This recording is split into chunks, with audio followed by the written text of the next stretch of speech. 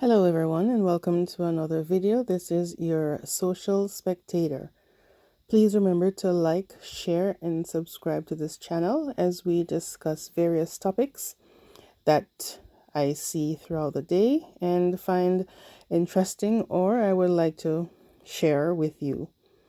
So I came across this article. It's from the United States and it's called Bentley's Law, and it's a new Texas law that says the new Texas law will force drunk drivers who kill parents to pay child support. And in the article, it says a new Texas law will force drunk drivers who kill parents to pay child support.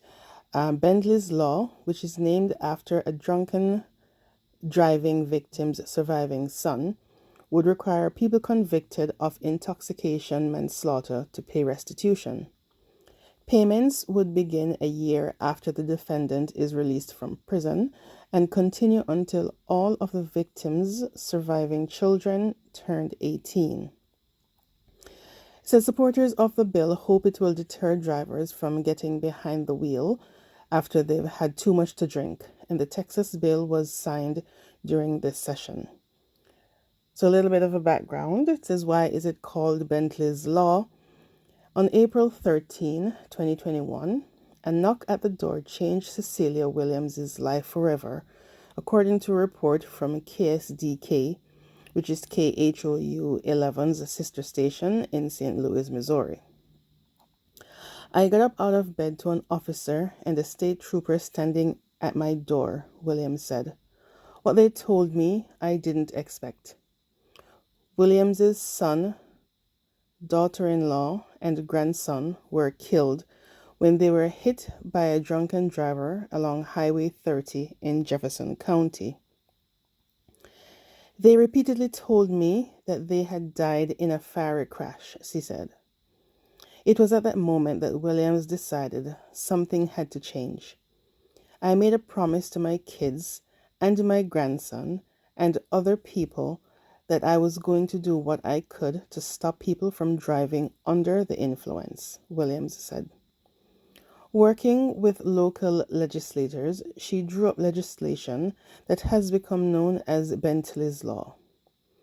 It requires drunk drivers who kill a parent or parents to pay a child maintenance, Williams said. That child maintenance will go until the child or children turns 18 unless they seek a secondary education. Tennessee became the first state to sign Bentley's law into law in July 2022, and similar legislation has been introduced in numerous other states. I'm hoping by December we will have all of the states in the United States, Williams said. Now, I think this is a good starter deterrent for drunk drivers, because as we see, there are a lot of accidents being caused by drunk drivers, and it is really unfair, I believe, number one, for the loss of lives of these innocent individuals, and also there needs to be some penalty for these persons who knowingly get behind the wheel of a motor vehicle intoxicated. There are rules that need to be followed, and at some point in time, we all have to be held accountable for our actions. In reviewing the stats from MAD chapters in Canada, and MAD is the acronym for Mothers Against Drunk Driving. It says Canada's stats on drinking and driving. It says daily, every day on average, 4 Canadians are killed and 175 are injured in impairment-related crashes. It says annually, we estimate between 1,250 and 1,500 people are killed, and more than 63,000 are injured each year in Canada in impairment related crashes. Now, why is this figure so high? Before you get behind the wheel, you need to know, well, we all study the driving handbook. We all need to pass and know the rules of the road. The consequences of drinking and driving. A driver with a blood alcohol concentration, or BAC, over 0.08, or who refuses to provide a breath sample is charged under the criminal code. In addition, that driver will receive an immediate license suspension, which remains in place until the criminal charge is resolved. The driver's vehicle is also seized. A driver with a blood alcohol concentration between 0.05 and 0.08 receives an immediate 3-day license suspension and a 3-day vehicle seizure. The length of the license suspension and the vehicle seizure increases for repeat offenses. Those with a graduated driver's license, as we do have here in Canada, also face sanctions if they consume any alcohol and drive. These drivers receive an immediate 30-day license suspension and a 7-day vehicle seizure. Now, honestly, I don't think these rules are adhered to because a lot of persons, especially there are some young persons who live at home with their parents, so a lot of the times they are under their parents' maybe insurance or their parents' names are on their vehicles, and there is just so much access to vehicles that they all take risks. There should be stiffer penalties for drunk drivers because I honestly think they get off too easily. And one major case that we had here in Canada was a few years ago where an impaired driver came off his flight coming from Las Vegas, I believe, from his bachelor party and off his private jet, and of course got behind the wheel of a vehicle and totally destroyed a family. A grandfather, along with his wife, was traveling with his 3 grandchildren. All 3 babies and the grandfather passed away. The grandmother, she survived with injuries. Over the course of a few years, what happened later, the parents of those 3 children, they were so broken, so devastated. It was hard on the family, the remaining family members. The husband eventually passed away, leaving just the mom.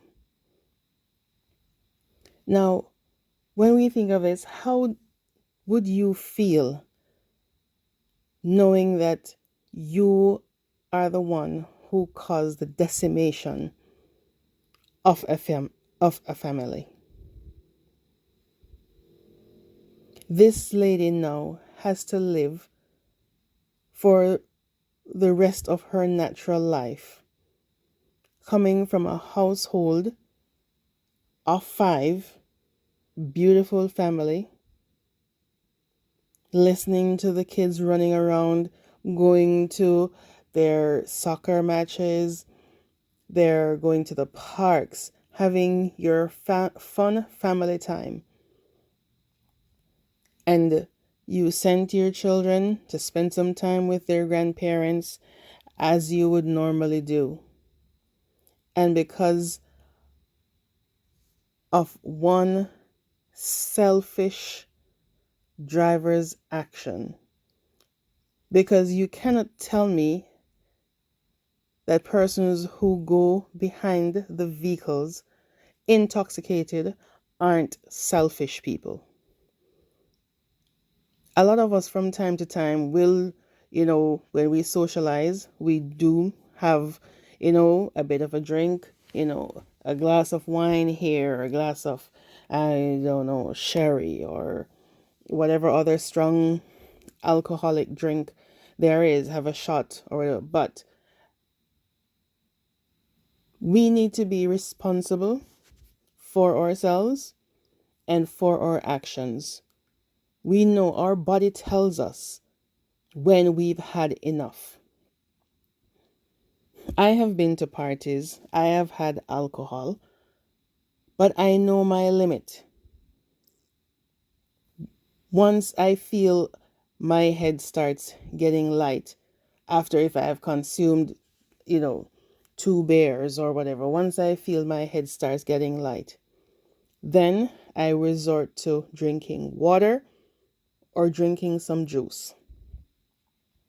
And I always make sure that whenever I go out, if I know that I'm going to drink, I have a designated driver, a responsible person who not only says that they're going to be a designated driver, but they can hold their liquor. No, that designated driver, I know, will not be drinking.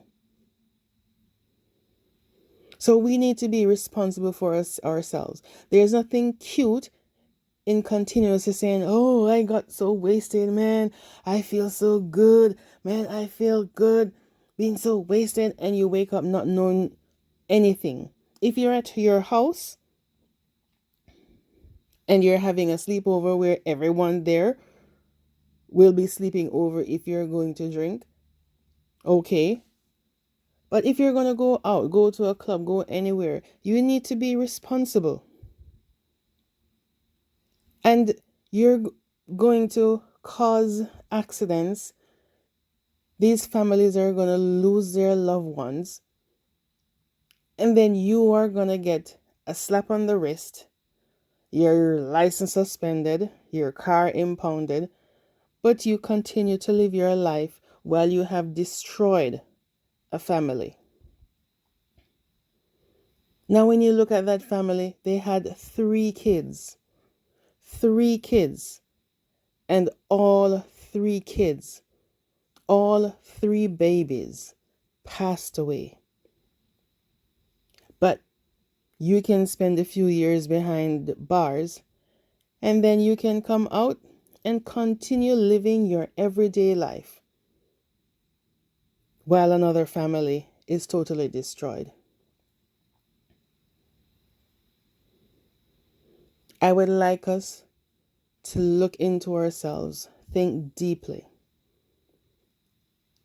and before you put a drink to your mouth, just think, after I've had this drink, if I'm going behind a wheel, a motorcycle, a car, a truck, whatever mode of transportation, just think,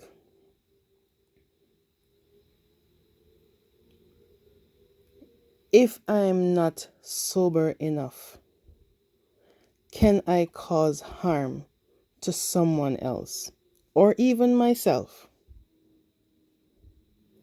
Think about an innocent person who is going about their daily life, doing what they're supposed to be doing, following the rules of the road, not being distracted, not being intoxicated. And you, just because you think you can have just one more, or if you think, oh, when I was in college, I could go 5 shots and I'll still be okay.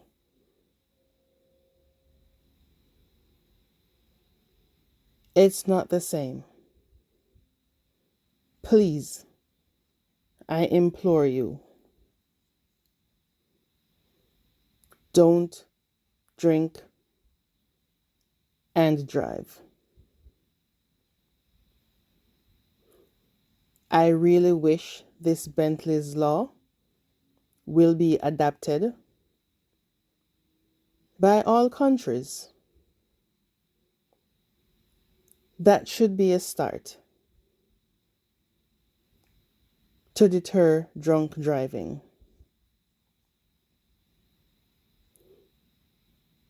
Thank you for listening.